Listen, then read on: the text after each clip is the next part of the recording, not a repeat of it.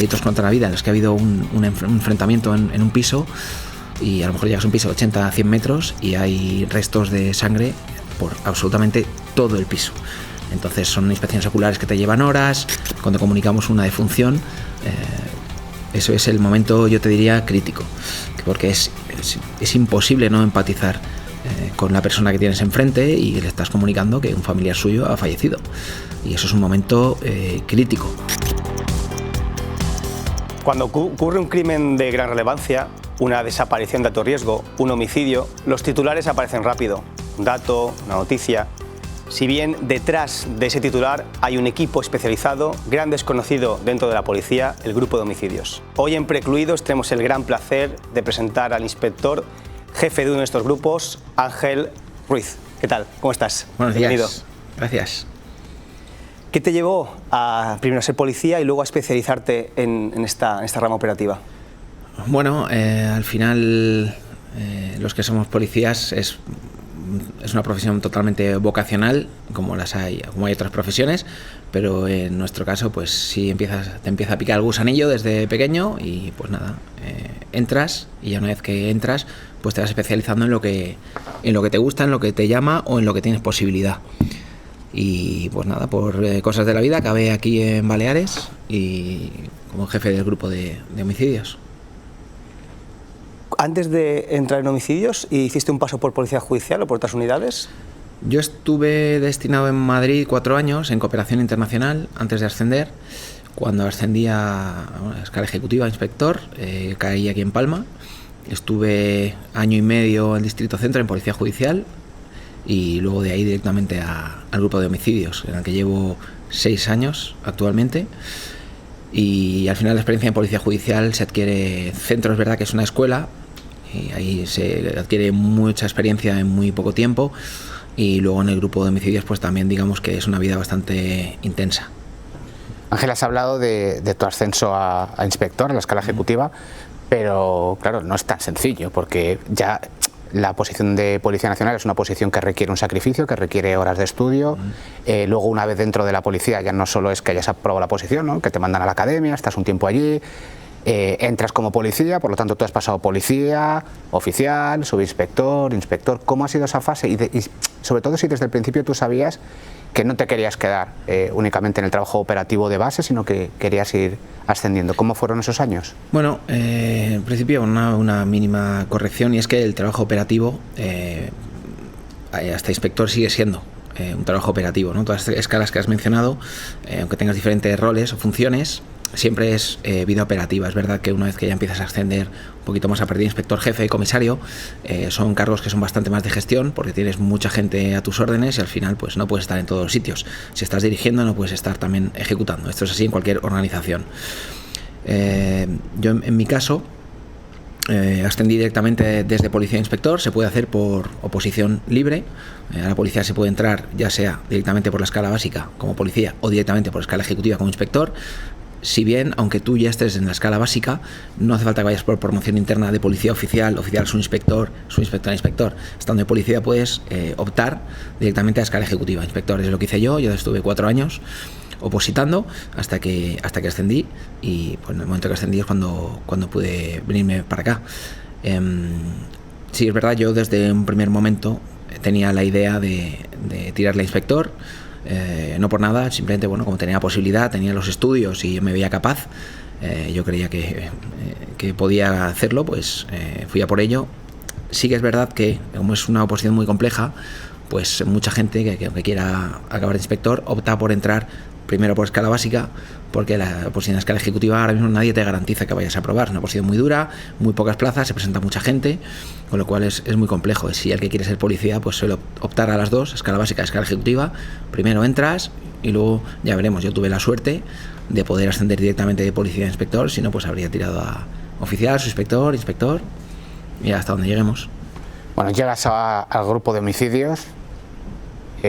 Claro, la pregunta tiene que ser obligatoria, casi. ¿Cómo es un día a día vuestro? Pues uno de los mayores atractivos que tenemos es que no hay 2 días iguales.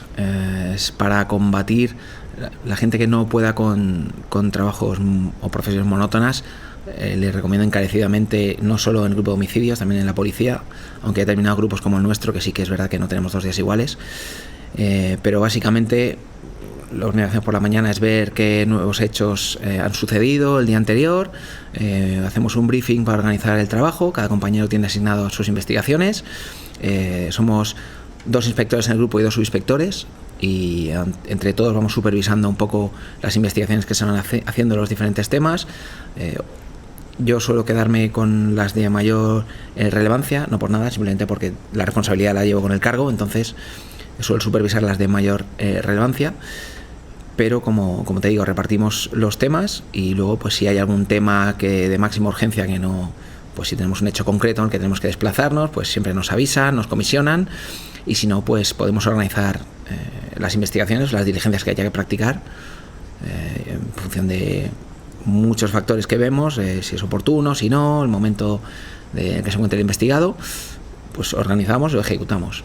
En teoría nosotros trabajamos normalmente mañanas y tardes, o sea, nos repartimos en el grupo de los que somos, pero al final estamos a requerimiento y no hay fines de semana. Si tenemos un homicidio en un sábado o la noche de un martes, pues obviamente nos comisionan y estamos disponibles 365 días al año, 24 horas. Existen muchas de esas llamadas, entiendo, a casa a altas horas de madrugada, indicando... Pues más de las que me gustaría, pero bueno, al final los que nos dedicamos a esto lo hacemos porque nos apasiona. Incluso tengo varios compañeros, 2 subinspectores en concreto que llevan en el grupo muchísimos años, llevan más que yo, uno va a hacer 10 años y otro va a hacer 9 años, y siguen aquí porque les apasiona, igual que a los que estamos en el resto del grupo, porque al final, aunque tienes un grupo que tiene una problemática muy concreta, tiene una carga emocional muy, muy fuerte, porque vemos muchas desgracias.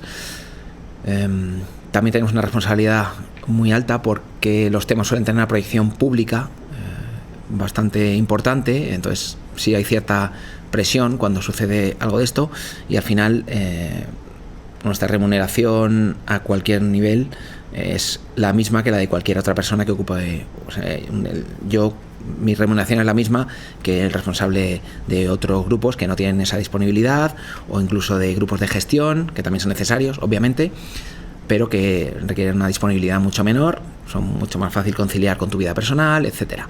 No tiene esa carga emocional. Entonces, bueno, como la gratificación es exactamente la misma en unos casos y otros, pues realmente los que estamos aquí es porque la gratificación es el trabajo en sí, si no, no se entiende. ¿Hay que tener algún tipo de formación especial para acceder a este tipo de unidades? ¿O en qué se diferencian de otras unidades? Porque es una unidad muy específica, ¿no? Que a lo mejor muchos policías no pasan por ellas. Yo te digo lo que nosotros miramos cuando alguien quiere venir al grupo y hay alguna vacante. Lo primero que miramos es el carácter de la persona. Necesitamos personas que sean emocionalmente muy estables, ¿vale? Luego, aparte de eso, nosotros primamos que haya, hablando en castellano antiguo, buen rollo en el grupo, porque hay muchos momentos, son muy complicados, muy duros, y si hay la mínima rencilla o tirantez dentro del grupo, hay alguien que va más a su bola, nos puede dinamitar una investigación, incluso puede enrarecer el ambiente. Y yo creo que el secreto de estos grupos es que haya un muy buen ambiente de trabajo para compensar tanta desgracia y tanta carga de trabajo que tenemos a veces. Entonces, a nivel de formación, la formación se adquiere trabajando. Sí es verdad que en la policía nos forman, pero normalmente la formación llega a posteriori. Es decir, yo recibí el curso de homicidios cuando llevaba 2 años ya en el grupo. O sea, no te requiere una formación previa. Lo que miramos es que haya un carácter compatible con el trabajo al que nos vamos a enfrentar. Y luego, por supuesto, que la persona esté dispuesta a pasar por una serie de lances que no son nada agradables. Entonces, lo que buscamos es un carácter compatible con el trabajo que vamos a tener, básicamente. Has hablado de carga emocional, de momentos desagradables. ¿Qué le dirías a la gente que idealiza, por culpa de las series, ¿no?, sobre todo de los CSIs y estas cosas, el trabajo de los grupos de homicidios? Bueno, sí es verdad que para una serie de televisión no van a dedicar un capítulo a la familia de la persona que ha fallecido o que ha sido asesinado, de cómo llevan ese duelo, todas las preguntas que surgen, todas las etapas, pues la negación, las partes más complicadas. Entonces nosotros estamos ahí presentes. También en una investigación al principio, si es por un delito contra la vida sin autor conocido, nosotros no cerramos una hipótesis, analizamos mucho las reacciones de todo el mundo. O sea, nosotros nos sirve desde que llegamos al lugar, nos sirve todo para la investigación. Entonces, toda esa parte, que es la más dura de vivir, porque al final siempre empatizas con esas familias que al final también son víctimas, es la más dura. También tienes la parte de lo que son las películas, pues sí, esa es la parte bonita, el ir investigando, tiro de aquí, tiro de allí, cuando vas sacando, vas cercando al autor y consigues identificarlo, eso es una sensación indescriptible. Pero hasta que llegas ahí pasas por se ve mucha miseria, suelen ser muchas horas de trabajo, mucho trabajo que no tiene resultado, porque nosotros tenemos que mirar absolutamente todo, y además todo enfocado a que el día de mañana va a haber un procedimiento judicial, tiene que estar todo muy ajustado a derecho, por supuesto muy bien hilado, muy bien explicado. El 80% de nuestro trabajo es plasmar por escrito todas las diligencias que hemos practicado, todo lo que hemos hecho. Y el arte que tiene esto muchas veces no es tanto dar con la persona o dar con el autor, sino acreditarlo de manera más que fehaciente para que el día de mañana haya una condena, que es la finalidad de este grupo. ¿Cómo es la relación con jueces fiscales? Porque entiendo que cuando prima la urgencia hay que pedir mandamientos de forma absolutamente urgente. ¿Cómo es esa relación? Normalmente en cualquier juzgado tenemos las puertas abiertas. Muy rara vez hemos tenido algún juzgado, algún titular, un juzgado reticente a darnos algún tipo de medida o a recibirnos, porque aparte que ya como llevamos bastantes años los mismos, pues ya nos conocen, saben cómo trabajamos y saben que cuando pedimos algo no es una fantasmada, es que realmente antes de pedir eso hemos agotado todas las gestiones previas para que justifiquen la solicitud de esa medida. Entonces nos suelen tomar, hay bastante buena relación con algunos juzgados, es extraordinaria, con los que hemos tenido algún tema en particular y han visto también la relación que tenemos con las familias, con las víctimas, con las familias de las víctimas. Nos tienen algunos juzgados especial estima, pero generalmente es bastante buena, cordial y de colaboración total. ¿Cuál ha sido el asunto que más te ha tocado emocionalmente? Ya que hablamos siempre mucho aquí de la carga emocional que tienen las fuerzas de seguridad y los servicios de emergencia. Pues se me ocurren varios, pero especialmente delicado fue el tema de un chico que, bueno, hay sentencia firme ya, bueno, firme, mientras está en recurso, pero bueno, el chico se condenó a 2 personas porque presuntamente lo habrían arrojado desde un vehículo en la autovía. Y este hecho, bueno, la verdad que nos tocó mucho la fibra porque entró el tema como un accidente y a nosotros para la investigación nos interesaba que los investigadores no supieran que estaban siendo investigados. ¿Cómo evitas esto? Pues con un contacto constante con la familia, porque obviamente a la familia le tienes que decir lo que hay. Si sabes que esta familia no tiene ningún tipo de responsabilidad en hecho porque estaban en otro país, sí puedes darle toda la información, pero con el compromiso fehaciente de esta familia de que no van a filtrar absolutamente nada a la prensa. Es muy complicado cuando van pasando los meses, pasó más de un año en este caso hasta que dimos con los autores, mantener a la familia involucrada en que no se filtre nada a la prensa, porque muchas veces las familias no terminan de confiar, más siendo de otro país, no saben cómo funciona la policía española o han tenido alguna mala experiencia con la policía en sus países. Entonces es complejo mantenerles enfocados al objetivo, que es que no se filtre nada a prensa. Ellos a veces piensan que es mejor filtrarlo para que haya presión mediática sobre la policía, que se pongan a trabajar. Bueno, la policía trabaja desde el minuto 1, independientemente de que haya presión o no. A nosotros la presión nos da exactamente igual, la presión mediática más.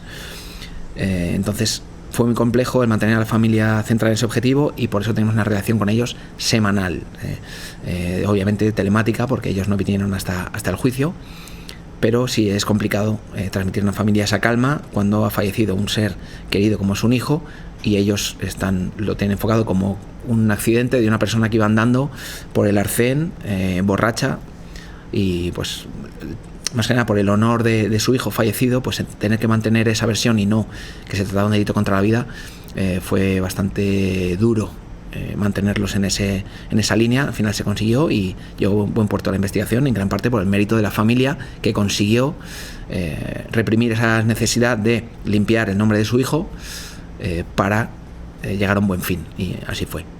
Y en este caso en concreto, que es claro, yo veo súper difícil, ¿cuál es el punto en el que vosotros decís, no, esto no es un accidente?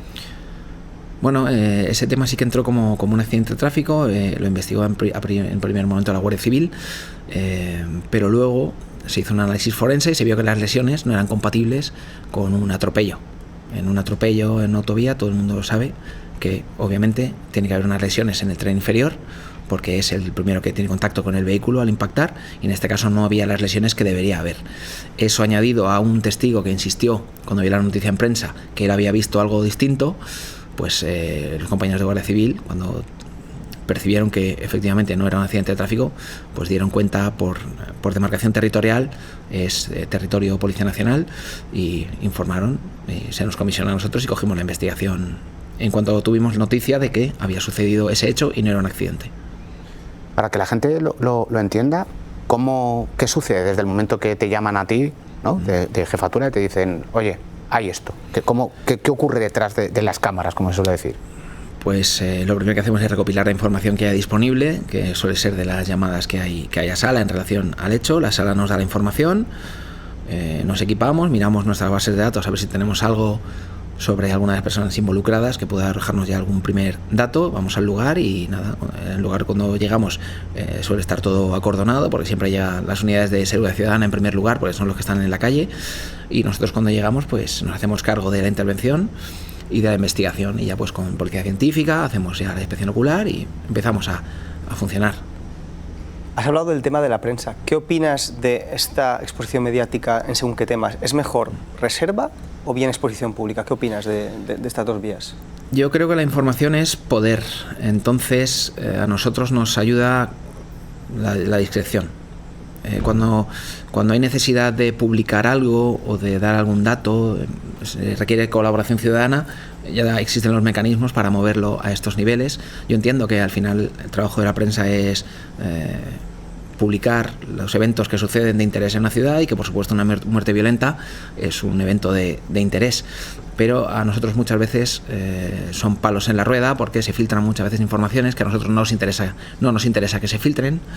Entonces, bueno, si al final hay una prensa respetuosa y responsable, respetuosa con las familias, porque muchas veces son datos sensibles que a las familias les hacen daño, y responsable para con la policía, evitando filtración de datos que pueden perjudicar una investigación, pues no tiene por qué haber ningún problema. Obviamente si se da un hecho de relevancia es normal que se publique, pero siempre hay ciertos límites, lo que ya es rebasar para el morbo de la gente, y que por dar según qué datos, como os digo, puede perjudicar una información y hacer que una familia lo pase peor de lo que ya lo está pasando. Claro, o aparte de la familia, que esos datos se revelen y ayuden al criminal a poder evadir la acción de la justicia. Exacto, eso me refería con el tema de evadir la investigación o de dar datos relevantes para la investigación.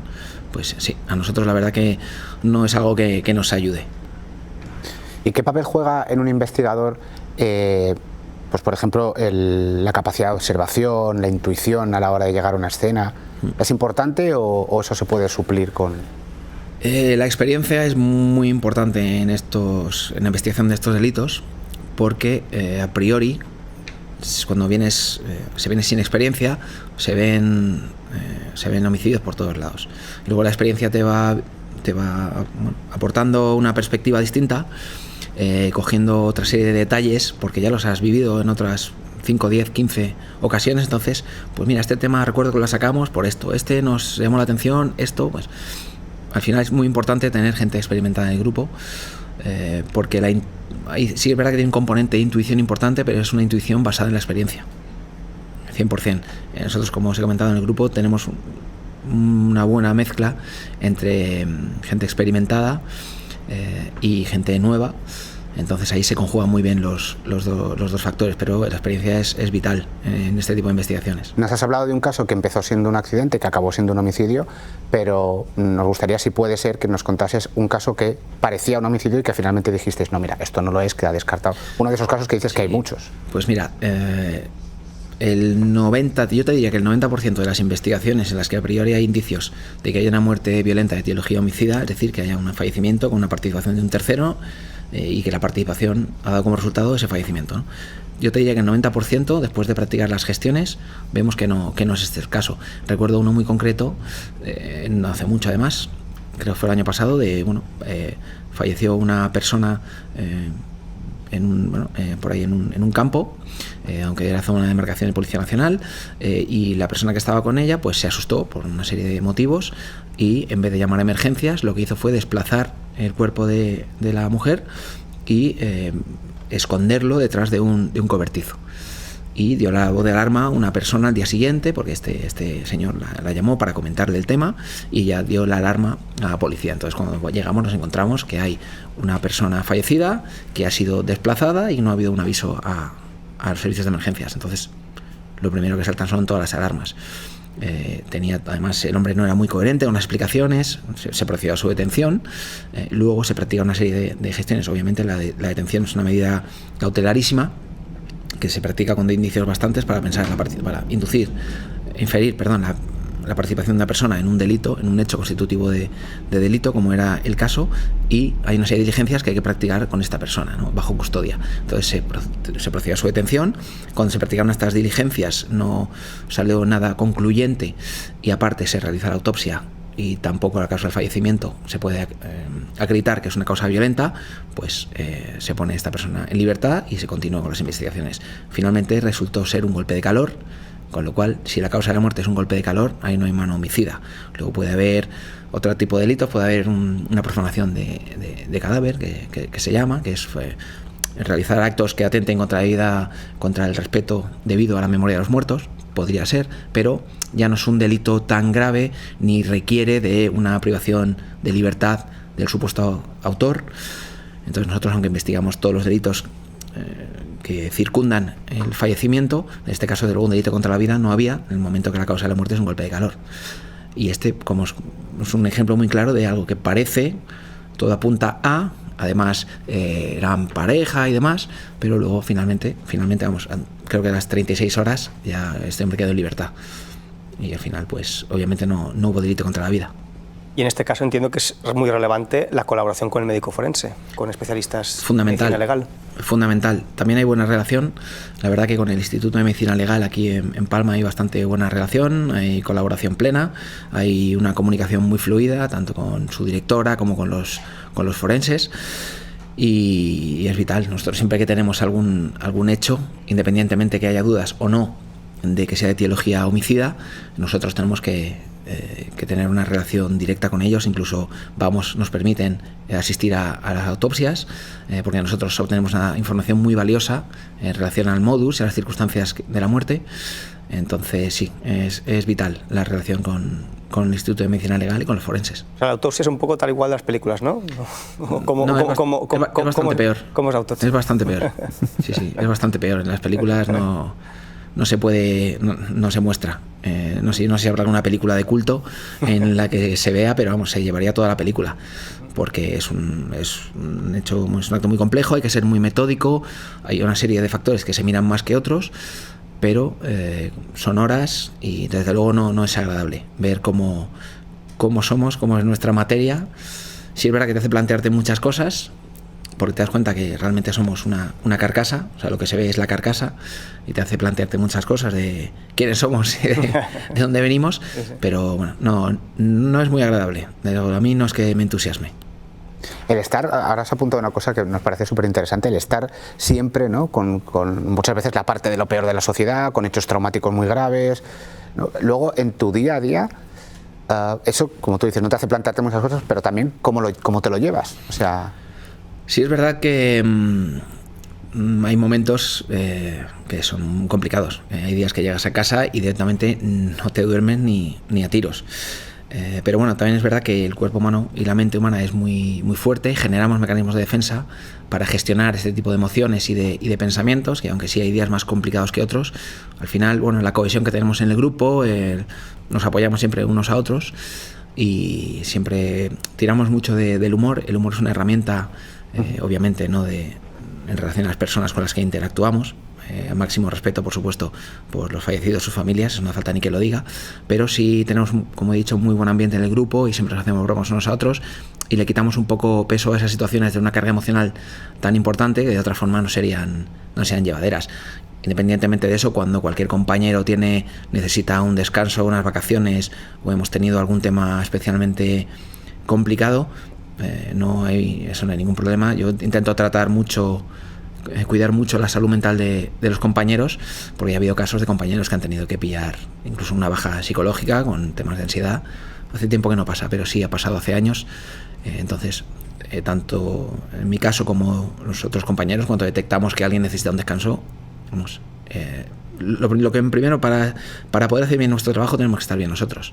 Entonces lo primero es cuidar a los compañeros y, como digo, son gente experimentada, que el que está aquí es porque le gusta, y generamos mecanismos de defensa para poder evitar que esto que surjan problemas de nuestro trabajo. Claro, porque la carga emocional no es solo por el homicidio en sí, sino la relación con las familias de una parte y otra. Esto tiene que ser absolutamente estresante. Totalmente. O sea, la mayor carga emocional nos la llevamos, por ejemplo, el tema de comunicación de malas noticias. Cuando comunicamos una defunción, eso es el momento, yo te diría, crítico, porque es imposible no empatizar con la persona que tienes enfrente y le estás comunicando que un familiar suyo ha fallecido. Y eso es un momento crítico, muy, muy crítico. Siempre intentamos ahí ir por lo menos 2 personas a comunicarlo. Siempre que podemos lo hacemos en persona. Intentamos que la persona esté acompañada. Pues bueno, tenemos una serie ya de técnicas para hacerlo de una forma directa, pero no violenta. Y eso es el momento crítico para otra persona y por ende también para nosotros. Sin duda, eso es lo peor de nuestro trabajo. Intentamos siempre asumirlo, pues o yo o la otra inspectora que tenemos, o incluso los 2 subinspectores, que bueno, también lo llevamos en el sueldo, como quien dice, pero bueno, siempre a todos los compañeros de grupo les toca, si no hacerlo, estar presentes, porque luego, aparte, aunque veamos cosas muy, muy duras de la vida, porque al final una muerte violenta de etiología homicida suelen ser hechos muy, muy duros, pero a eso el cuerpo se va acostumbrando. A lo que no te acostumbras nunca es a dar las malas noticias. Eso da igual los años que pasen, es imposible acostumbrarse. Todos los que nos dedicamos al penal, bueno, vosotros más, tenemos un caso, ¿no? Que es dices, este caso es el que me ha marcado, el que no se me va a ir nunca de la cabeza, ¿no? Para ti, ¿cuál es el tuyo? Te podría decir varios. Lo que pasa es que hay algunos que están pendientes de juicio, entonces no puedo hablar de ellos. El caso que te comenté antes del chico alemán, ese nos marcó mucho porque estuvimos 4 meses trabajando mañanas y tardes, todo el grupo, porque independientemente, aparte de estar con ese caso, seguía entrando trabajo, seguía entrando peleas, agresiones, incluso simultáneamente estamos investigando otro homicidio que también nos marcó mucho, que fue en Campastilla, apareció un cuerpo en una chabola que fue quemada. También duró la investigación 1 año, 14 meses, y también se identificó al presunto autor. Este está también pendiente de recurso, entonces tampoco puedo hablar mucho de este tema, pero ese también nos marcó mucho porque también fue una investigación muy, muy ardua. Pero sobre todo el tema del chico alemán que os he comentado, por el tema de relación constante con la familia y porque estaban buscando una aguja en un pajar, básicamente. Solo sabíamos que era una furgoneta blanca. Que desbloquear el fin. Solo sabíamos que era una furgoneta blanca, y claro, furgonetas blancas en España, aunque identificamos marca y modelo, había más de 100.000. De más de 100.000 conseguimos reducir a 5 las furgonetas. Entonces, esto fue el trabajo de muchos meses, y el momento ese de cuando ya sabemos quién tenemos centrados a los autores, eso es un momento indescriptible. También ves que es un reflejo al trabajo bien hecho, una forma de hacer las cosas que es, bueno, no solo mía, es de también los que dirigimos el grupo, porque yo soy la cabeza visible, pero podríamos decir que es una dirección compartida. Bueno, a mí me gusta tener en cuenta mucho la opinión de los compañeros, y más si llevan mucho tiempo en el grupo, ¿no? Aquí nadie somos más listos por tener más galones. Si hay una persona que lleva 9 o 8 años en el grupo, pues probablemente tenga más criterio que alguien que lleva un cuarto de hora por mucho que haya estudiado antes. Claro. Entonces fue un éxito una forma de hacer las cosas, de llevar el grupo entre todos, y pues lo ves la satisfacción de los compañeros, y por temas así es por los que siguen, ¿no? Si el trabajo no saliera, yo creo que nadie aguantaría aquí. Y en cuanto a escenas, una escena que hayáis llegado y hayáis dicho, ostras, esto no supera, esto no puede ser.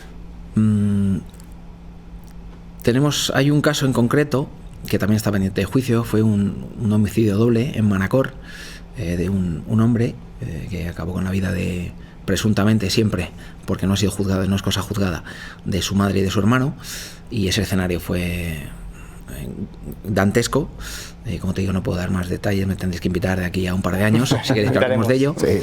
Pero luego hemos tenido alguno de pues temas de autolíticos, muchas veces, o incluso delitos contra la vida, en los que ha habido un enfrentamiento en un piso, y a lo mejor llegas a un piso de 80 a 100 metros y hay restos de sangre por absolutamente todo el piso.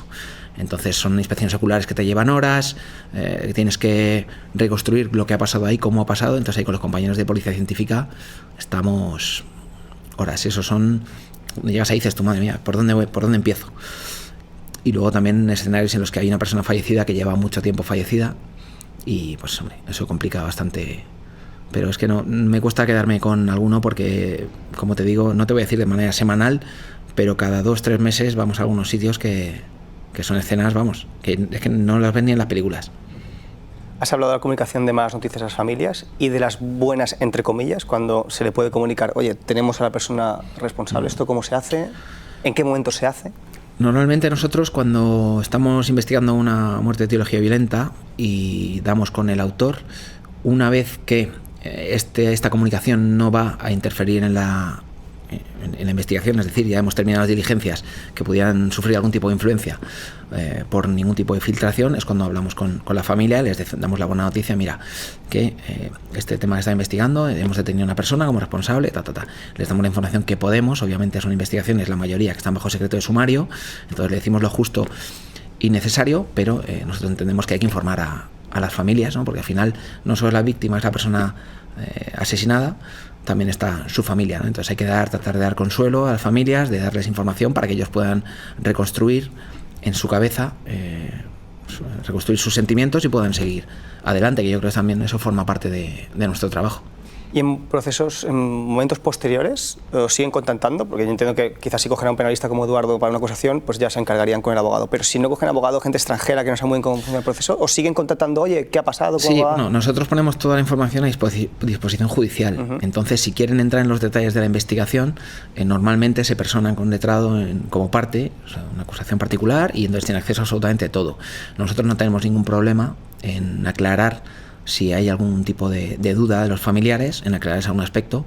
No tenemos ningún problema, alguna vez sí lo hemos hecho, pero normalmente solemos plasmarlo en atestado de forma que quede clara para cualquier persona ajena, porque el día de mañana va a haber un tribunal del jurado y son personas ajenas a la investigación, que probablemente la mayoría no tengan ningún tipo de conocimiento relativo al derecho penal, entonces hay que explicar muy bien todos los elementos, que por qué constituyen delito, qué indicios son de peso para acreditar la autoría del investigado y demás. Entonces todo eso lo plasmamos en atestado. Normalmente no suelen tener muchas dudas, pero alguna vez que han tenido alguna duda, sí les hemos recibido.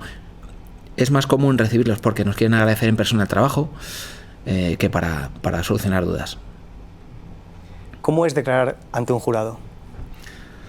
Pues la verdad que es bastante complejo, porque son 9 jurados que, como digo, desconocemos. Nosotros no los conocemos, como no puede ser de otra forma, desconocemos su formación y ni siquiera su interés, porque hay gente que se toma la vida en serio, hay gente que no se la toma tan en serio, y esto es aplicable a todos los aspectos de la vida. Entonces es complicado, tienes que intentar explicar todo desde cero. Además, la carga de la prueba tiene que acreditarse en el juicio oral, da igual todo lo que hayas instruido antes, tiene que ser nuevamente expuesto ahí en sala, y tratamos de ser lo más claros posibles, pues como si se lo estuviera explicando a alguien que no ha tocado un libro de absolutamente nada en su vida. Entonces, bueno, es complejo. Normalmente es el fiscal quien dirige el interrogatorio. Hay fiscales que te dejan un poquito explayarte un poquito más, y otros pues te van marcando más las respuestas, pero en este caso la responsabilidad no recaía tanto sobre el instructor de las diligencias, que suelo ser yo, sino más bien por el fiscal, de cómo quiere enfocar el asunto. Y la relación con los letrados, porque vosotros os relacionáis en diferentes etapas del procedimiento, no solo al final, sino al principio, cuando tenéis a alguien sospechoso y lo detenéis, ahí la primera asistencia, ¿qué tipo de relación? Al final, el letrado, su papel básicamente es representar a la persona que nosotros consideramos que es autora de un delito contra la vida, y su papel es optimizar las consecuencias para su representado o su defendido. Entonces, bueno, hay letrados que tienen más sentido común, y obviamente la relación siempre es cordial, pero nosotros, al final, Palma es muy pequeño, todo el mundo se conoce, y nosotros hay letrados que consideramos que hacen una labor más coherente y que al final se suele ver reflejado en que obtienen mejores resultados en las sentencias. Y luego hay otros letrados que también tienen otro estilo de trabajar, igualmente respetable, ellos lo consideran el apropiado. También te digo que suele coincidir nuestra percepción con luego el tipo de sentencia que suelen obtener, y obviamente la relación es cordial con todos, pero sí que hay letrados que nos merecen mayor respeto que otros. Te lo digo así de como lo siento, porque también hay letrados que utilizan una serie de artimañas para defender a sus representados, que consisten en desacreditar nuestro trabajo, ¿no? Entonces, como te digo, si esto fuera Madrid y Barcelona, ciudades muy grandes, nadie se conoce, bueno, por ahí lo entiendo, que a lo mejor sacas algún rédito de esto, pero esto es muy pequeño.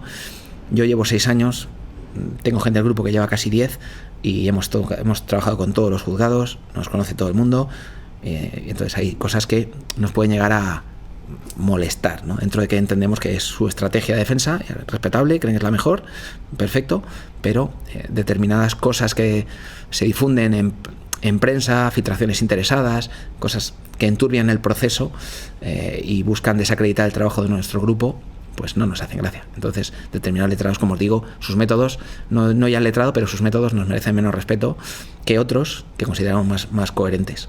Además es que luego el tema de desprestigiar a nivel de medios de comunicación no tiene mucho sentido, porque, como tú decías, luego cuando se defiende el informe es en el acto del juicio, y quien tiene que valorar la prueba, que es en este caso el juez, pues está un poco desvinculado de lo que se haya dicho mediáticamente, ¿no? Entonces, luego no sé qué traducción puede tener eso en una sentencia real. Totalmente. Sí es verdad que ciertos casos que son muy mediáticos, yo creo que no tanto a nivel de tribunal, pero al ser un tribunal del jurado, sí hay filtraciones interesadas, porque los jurados son personas. Cuando te designan como jurado, tú entras ahí en la sala, pero todo el mundo, los prejuicios son un mecanismo mental normal, e incluso es muy útil, ¿no? Entonces, si tú consigues generar cierto prejuicio en según qué jurados, pues sí te puede beneficiar, ¿no? Entonces, bueno, algunos lo intentan. También es una dificultad añadida, pero si está todo bien atado y queda todo bien acreditado en juicio, tienes un fiscal coherente que lleva bien el ritmo del juicio y está todo acreditado en el atestado, el 90% o el 95%, no recuerdo la estadística, de los tribunales con jurado acaban en condena. Entonces, bueno, por mi experiencia suele ser así, y si es verdad que hay algún caso que, bueno, pues no sale, hay unos son más complejos que otros de acreditar y más difíciles de demostrar, y además influyen muchos factores en un tribunal del jurado, pero normalmente esas filtraciones interesadas suelen influir bastante poco. El homicidio es de los delitos más antiguos, si no te diría el más antiguo del ser humano, pero es verdad que hemos avanzado muchísimo en temas de tecnología y demás. ¿Esos avances pueden ayudar a una persona a cometer el homicidio perfecto, o al contrario? ¿O cada vez los avances tecnológicos están dejando más sobre la mesa te voy a pillar por una cosa o por la otra, al final te voy a pillar? A ver, sí que es verdad que normalmente los avances técnicos, siempre la policía suele ir por detrás de los malos, por así decirlo, ¿no? Porque al ser un ente público, pues tú, para tener acceso a una serie de medios, tiene que salir una convocatoria de un concurso público, se presentan una serie de proyectos, hasta que se decide, se compra, se ejecuta, pueden pasar fácil un año y medio, tranquilamente. Esos medios técnicos los tienes en la tienda mucho antes. Entonces, el que quiere valerse, el malo que quiere utilizar esos medios técnicos, los tiene a su disposición antes que la policía. ¿Qué es lo bueno de los delitos contra la vida? Es que la gran mayoría suelen ser hechos que surgen, ¿vale? No suele haber mucha premeditación, ¿vale? Porque muchos son, básicamente suelen ser temas pasionales, la gran mayoría de casos, ya sea por venganza o por tema de celos o por tema amoroso, suelen ser sobrevenidos. Entonces, la persona que comete un homicidio no necesariamente es un delincuente. No es una persona que se dedique a cometer delitos si ha cometido un homicidio, ni mucho menos que se dedique a cometer homicidios. Entonces, no toma muchas precauciones que se toman en otra serie de delitos que sí sirven para vivir, como puede ser gente que vive de robos, de tráfico de estupefacientes y demás. Pues esa gente suele tener una mayor profesionalización. En el caso de los delitos contra la vida, nos encontramos que hay menor preparación, entonces es más fácil cometer errores, porque al ser un acto no preparado, pues el seguimiento luego que nosotros hacemos y la determinación de indicios suele ser más fácil que no en delitos que comete gente que se dedica a cometer esos delitos. ¿Y la tecnología en ese punto cómo os ayuda en las investigaciones? A nosotros en los últimos años se ha avanzado mucho. Solamente el mero hecho de la existencia de cámaras, de móviles con cámara, hoy en día todo el mundo tiene un móvil. Ahora vamos por la calle y hay cientos de cámaras constantemente. Cada vez que hay un hecho, alguien coge el móvil, graba. O el banco, o el estanco, el tráfico, o sea, hay cámaras por todo y eso nos facilita muchísimo el trabajo. Y luego pues otros medios de investigación de los que obviamente no puedo hablar porque me estoy tirando piedras sobre mi tejado, pero obviamente con todo esto de la IA y demás, y cuanto más va avanzando, para nosotros mucho mejor. Sí, sí. Aparte aquí no nos gusta revelar cuestiones para los malos. Y sobre la investigación en el propio hecho, la escena del crimen, ¿se has hablado con compañeros veteranos? ¿Cómo ha cambiado la inspección ocular en el lugar? ¿Es más profesional ahora o antes también se hacía bien? Ahora, bueno, es verdad que a medida que ha ido pasando el tiempo se ha ido protocolarizando todo mucho más, ¿no? Ahora hay protocolos hay una instrucción de investigación de delitos violentos, está muy compartimentado la labor de policía científica, la labor del grupo de policía judicial. Todo esto antes se hacía de forma más artesanal, se hacía mucho más en base a la experiencia y por gente que llevaba también en base a los años que llevaban. Ahora está todo mucho más protocolarizado. Entonces, bueno, yo creo que todo lo que sea estructurar el trabajo es bueno. Lo bueno en la Policía Nacional es que hay bastante margen de maniobra, pero no es que ahora se haga mejor que antes, ni que los que estamos ahora seamos más listos, es simplemente que hay unos protocolos que hace tiempo no existían. Entonces, pero ya se lleva bastantes años con estos protocolos. Aquí en Baleares la verdad que ha habido siempre gente muy buena en el grupo de homicidios. Mis antecesores han sido gente que tiene mucho prestigio dentro de la corporación, también han sido buenos maestros. Entonces, bueno, tendríamos que remontarnos a hace muchísimos años para decirte que iba un poco más la forma más artesanal.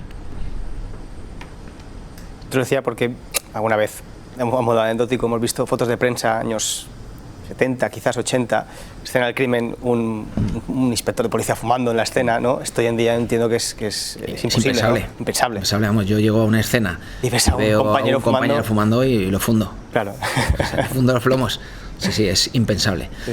De vez en cuando vemos algún hecho así un poco aislado, algún compañero despistado que hace algo que no debe, entra en un sitio que no debe, pero bueno, intentamos evitarlo, pero al final somos humanos, la gente comete errores, no todo el mundo está familiarizado con acudir a un delito violento, no todo el mundo viene aprendido, ni todo el mundo está constantemente alerta, ni es consciente a veces de dónde está, pero por lo general hay una profesionalización muy alta de la policía, ya sea de policías locales como Policía Nacional, Guardia Civil, y no nos solemos encontrar hechos de este tipo, pero en algún caso aislado hay, alguien hace algo que no debe, toca algo que no debe, pero bueno, no suele ser lo común. Claro, vosotros al final sois un grupo especializado con unos resultados fantásticos, por cierto, pero ya llegáis cuando se ha identificado que ahí ha podido haber algo violento, pero esas primeras dotaciones que llegan a los lugares que se encuentran, ¿no?, como de sopetón con el incidente, y que son los que en un momento determinado tienen que decir, oye, ¿qué está pasando aquí? ¿Tienen la formación suficiente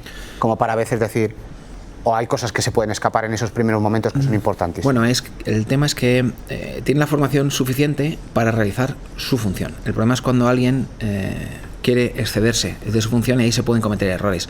Pero yo te puedo hablar del caso de Policía Nacional, está todo muy protocolarizado, la Unidad de Seguridad Ciudadana sabe que llega al lugar, que comprueba el hecho y acordona. O sea, es llegar, acordonar, proteger la escena del crimen, aislar a los testigos y poco más, y esperar a que lleguemos nosotros. Obviamente acreditan que se ha producido una muerte, que hay indicios de etiología violenta, ellos no tocan absolutamente nada, acordonan y chimpún, y que de hecho su trabajo es básico para el correcto desarrollo de la investigación, que no toque nadie absolutamente nada y que todo el mundo quede aislado, para que nosotros cojamos la escena lo más virgen posible, independientemente de que haya habido una asistencia a la víctima por los servicios sanitarios y demás. Obviamente eso siempre te contamina un poco la escena, pero el trabajo de las unidades que llegan es acreditar que ese hecho ha sucedido, que hay indicios de ese hecho, acordonar y avisar al grupo especializado, si es un delito contra la vida, al grupo de homicidios en este caso. Y ¿Y es fácil que la gente colabore con vosotros? Es decir, entiendo que cuando llegan a la escena del lugar hay algún testigo a lo mejor, que el típico testigo, que una declaración impactante que le puede realizar una dotación de seguridad ciudadana, pero luego se enfría, no quieren venir. ¿Cómo es la relación con testigos? Es importante coger el tema en caliente. Entonces, cuando nosotros vemos que hay algún hecho que tiene visos de ser un delito violento, lo cogemos cuanto antes.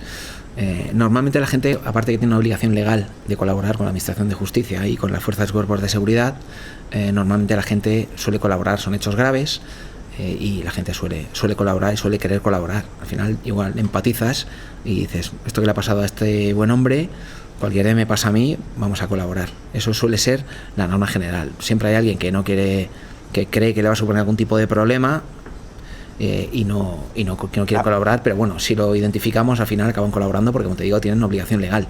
La frase estrella, yo no quiero problemas, esa es la frase estrella. Sí, pero, bueno, pero en un homicidio, un accidente de tráfico, que sí, tampoco quieren venir a... Sí, ahora mismo vivimos la sociedad está vivimos en una sociedad del miedo, en ese sentido, pero no en ese sentido. La gente, todo el mundo está asustado, vivimos asustados, y normalmente lo que desconoces te asusta aún más. Si es alguien que no conoce el proceso, puede pensar que esto va a tener algún tipo de consecuencia para él, nada más lejos. De hecho, nosotros sacamos muchos temas, los sacamos gracias a la colaboración ciudadana, se han hecho incluso agradecimientos públicos a testigos en muchos casos, y pues mira, yo creo que si eres una buena persona, lo normal es colaborar con la Administración de Justicia y con la policía. Ahora, si eres un pieza y no te interesa figurar en ningún sitio porque a ver si esto va a derivar, que alguien dice a lo que te dedicas, pues yo entiendo que haya gente que tenga motivaciones para quitarse en medio. No es lo normal. Hay gente que cuando habéis empezado a investigar no ha contado todo desde el inicio, pues a lo mejor por miedo a decir, no, es que si cuento esto, que a lo mejor no tiene nada que ver con el hecho en sí, pues van a poder pensar que tengo un móvil porque las series y las películas hacen muchísimo daño. ¿Esto a vuestro nivel cómo os afecta? Sí, es verdad que mucha gente miente. Incluso muchas veces propias víctimas mienten porque sienten que si dan toda la información tienen algo de culpa en lo que les ha podido suceder, nada más lejos de la realidad. Nosotros investigamos delitos contra la vida, algunos consumados, otros no son consumados, ¿no? Y muchas veces las víctimas nos omiten información, piensan que les puede afectar negativamente y demás. Yo creo que es una creencia errónea. Al final la policía está para esclarecer lo que ha sucedido, y la autovictimización que se dan estas personas a veces, no me preguntes por qué, pero es bastante común, no ayuda a esclarecer el hecho, no nos ayuda a nosotros. Normalmente cuando van tomando conciencia de lo que ha pasado y de cómo funcionamos y nos vamos relacionando con ellos, suelen contarnos todo lo que hay. Desde luego nosotros es una dificultad añadida, pero ya cuando vas llevando años, pues ya empiezas a entender, según el tipo de hecho que sea, por qué no me puede decir según qué cosas. Cuando vas conociendo a esa persona, vas entendiendo por qué no te dijo una cosa en primer lugar, o por qué según qué cosas no te las va a decir, aunque tú las sepas. Pero bueno, como te lo digo, eso también la experiencia te hace ir viendo cómo capear. Tema de desaparecidos, esta mantra que se oye siempre de no, hasta que no pasen 48 horas no se puede denunciar. Esto... Falso.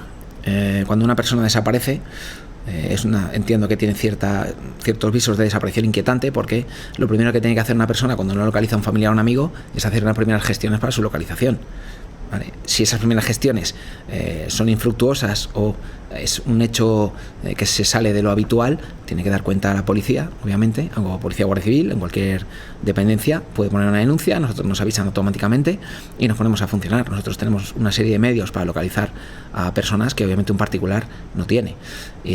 Hay veces que lo localizamos en cuestión de horas y podría ser una cosa como a priori muy inquietante. Esta semana ha habido un caso de una chica argentina que se ha liado un quilombo terrible, como dicen allí, medios de prensa, estaba en la televisión en toda Argentina, y luego nosotros la localizamos en cuestión de horas y no había absolutamente nada extraño, era una desaparición voluntaria.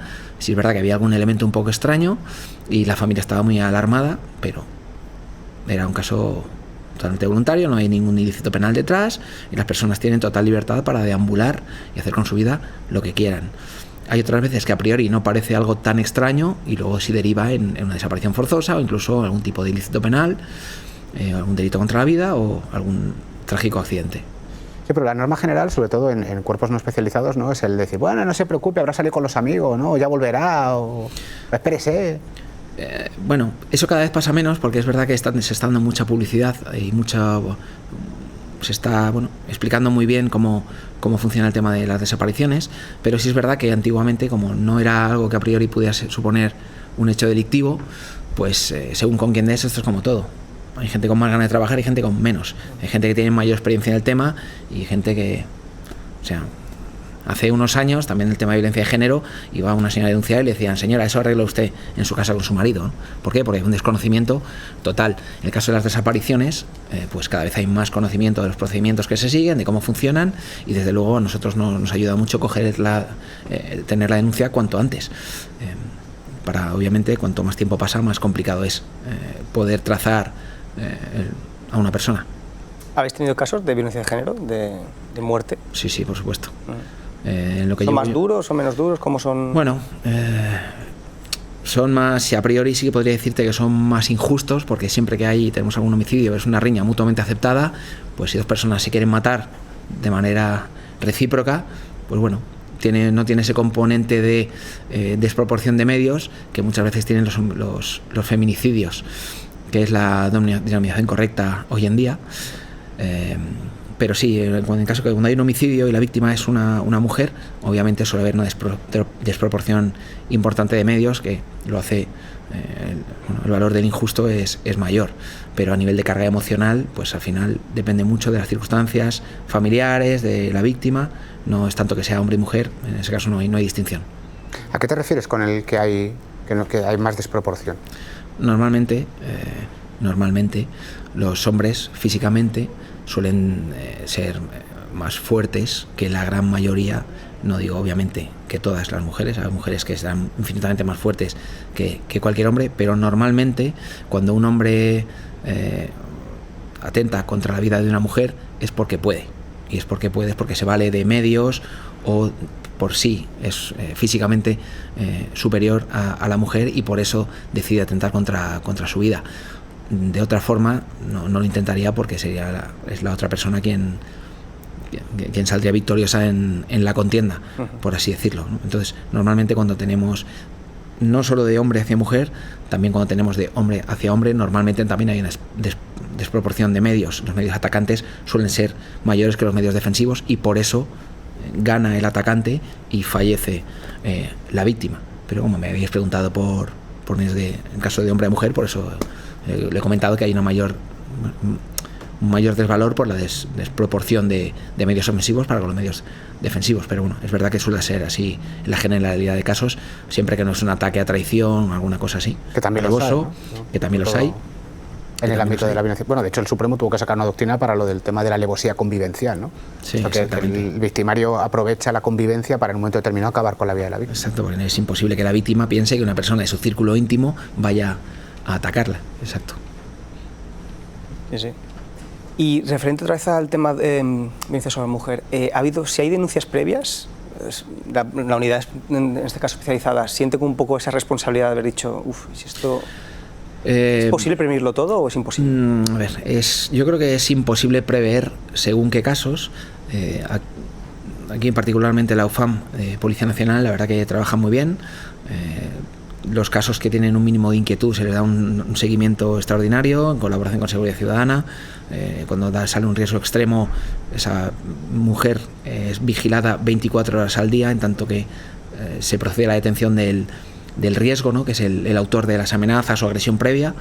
Entonces, en ese sentido, yo creo que el sistema funciona, ¿vale? Aquí los casos que hemos tenido de delitos contra la vida en el ámbito de la violencia de género eran casos en los que, si bien podía haber habido alguna denuncia previa, no había saltado una alarma de que fuera un caso tan extremo o que fuera tan arriesgado. Lamentablemente, la violencia de género es una lacra que está muy extendida en la sociedad, hay muchas denuncias, hay muchas víctimas, entonces hay que priorizar en relación al peligro relativo que van a sufrir. Entonces, si ese peligro no es